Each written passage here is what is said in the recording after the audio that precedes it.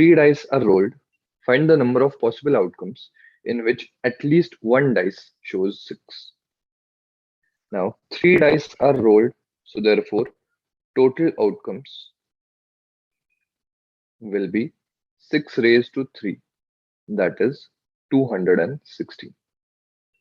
We want to find out the number of possible outcomes in which at least one dice shows 6. Now, that would be a bit more tedious process than to find out the opposite of this thing. So we have to find out at least one dice. So what we will do is we'll find out the outcomes where 0, 6 are there.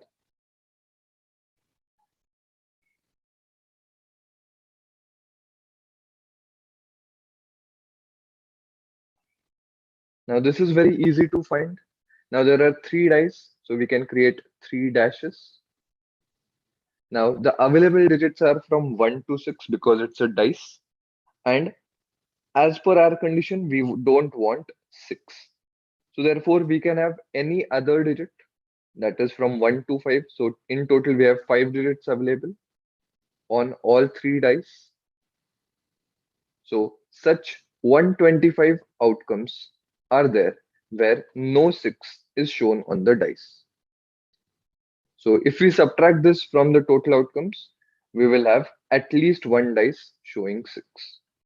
So at least